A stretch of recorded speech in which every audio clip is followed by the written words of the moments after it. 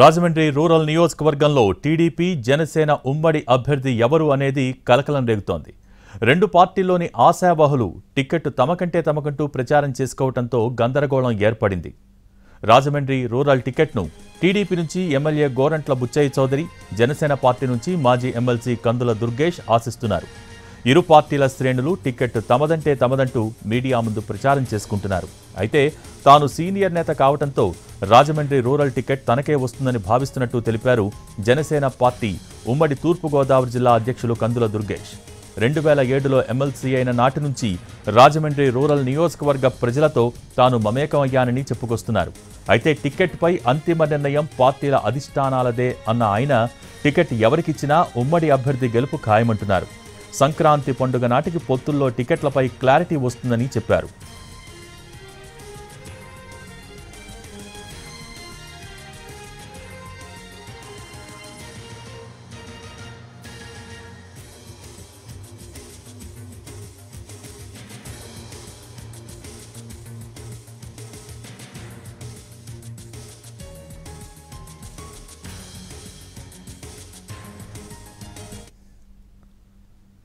ఇక ఈసారి sitting ఎమ్మెల్యేలకే ticket అంటూ టీడీపీ అధిష్టానం ప్రకటించిందని ఆ పార్టీ సీనియర్ నేత ఎమ్మెల్యే గోరంట్ల బుచ్చయ్య చౌదరి టికెట్పై ధీమాతో ఉన్నారు.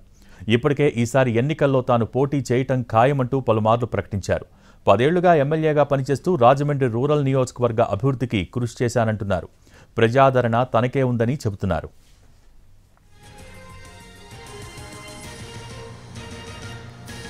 అయితే టీడీపీ జనసేన ఉమ్మడి అభ్యర్థి టికెట్ విషయమై కుల సమీకరణాలు కూడా వివాదం రేపుతున్నాయి.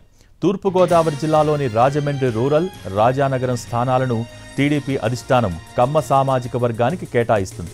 అయితే ఈసారి ఎన్నికల్లో పొత్తుల్లో భాగంగా జనసేన పార్టీ కూడా ఈ 2 స్థానాలని పట్టుబడుతోంది.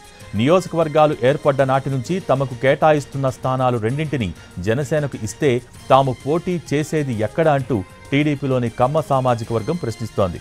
అటు నియోజకవర్గంలో డిసైడింగ్ ఓట్ ఫ్యాక్టర్స్ అయిన కాపు సామాజిక వర్గం ఓటర్లు ఇక్కడ ఎక్కువ ఉన్నందున టికెట్ తమకే కేటాయించాలని జనసేన శ్రేణులు డిమాండ్ చేస్తున్నారు.